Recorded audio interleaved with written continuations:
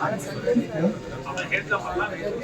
ಗಜೇಂದ್ರಗಡ ಅತ್ತೆ ಸೊಸೆ ಮೊದಲನೇ ಹೇಳ್ತಾ ಇದ್ರು ಅತ್ತಿಗೆ ಕೊಡ್ತೀರಾ ಗೃಹಲಕ್ಷ್ಮಿ ದುಡ್ಡನ್ನ ಅಥವಾ ಸೊಸೆಗೆ ಕೊಡ್ತೀರಾ ಅಂತ ಅಲ್ಲಿನೇ ಜಗಳ ಹಚ್ಚೋದು.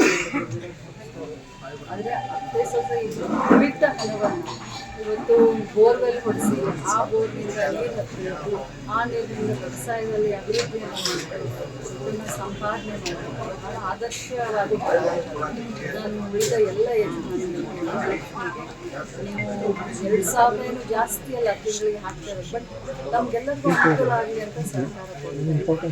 ಈ ರೀತಿ ಹಣವನ್ನು ಕೂಡಿಟ್ಟು ಒಳ್ಳೆ ಕೆಲಸಕ್ಕೆ ಉಪಯೋಗ ಮಾಡ್ಕೊಳ್ತಾ ಇದ್ದೀರಾ, ಇದು ನಮಗೆ ಉಪಯೋಗ ಆಗ್ತಾ ಇದೆ.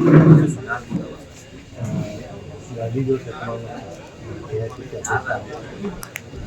गांधी परिवार में 200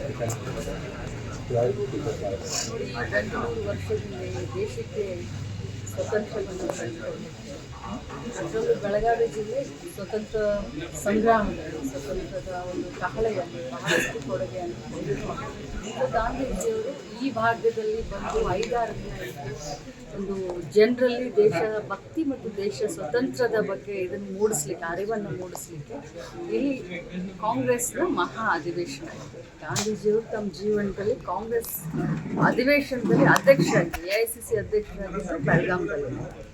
ಅದು ಮೊದಲನೇ ಬಾರಿಗೆ. ಅದಾದಮೇಲೆ ಅವರು ಬೇರೆ ಆಗಿದ್ರು. ಸೊ ಭಾಳಷ್ಟು ಐತಿಹಾಸಿಕವಾದಂಥ ಕಾರ್ಯಕ್ರಮವನ್ನು ನಾವು ಗಾಂಧಿ ಭಾರತ ಅಂತಂದರೆ ನಮ್ಮ ದೇಶದಲ್ಲಿ ಗಾಂಧಿಯ ಆದರ್ಶ ತತ್ವ ಸಿದ್ಧಾಂತವನ್ನು ಮುಂದಿನ ಪೀಳಿಗೆಗೆ ನಾವು ಹೇಳ್ಕೊಡ್ಲಿಕ್ಕೆ ಆ ಒಂದು 100 ವರ್ಷದ ಒಂದು ಸವಿ ನೆನಪಿಗೆ ದೇಶಭಕ್ತಿಯನ್ನು ಜಾಗೃತಗೊಳಿಸ್ಲಿಕ್ಕೆ ಯುವಕರಲ್ಲಿ ಈ ಒಂದು ಗಾಂಧಿ ಭಾರತವನ್ನು ಅಂತ ಹೇಳಿ ಒಂದು ವಿಶೇಷವಾದಂಥ ಕಾರ್ಯಕ್ರಮವನ್ನು ಮಾಡ್ತೀವಿ.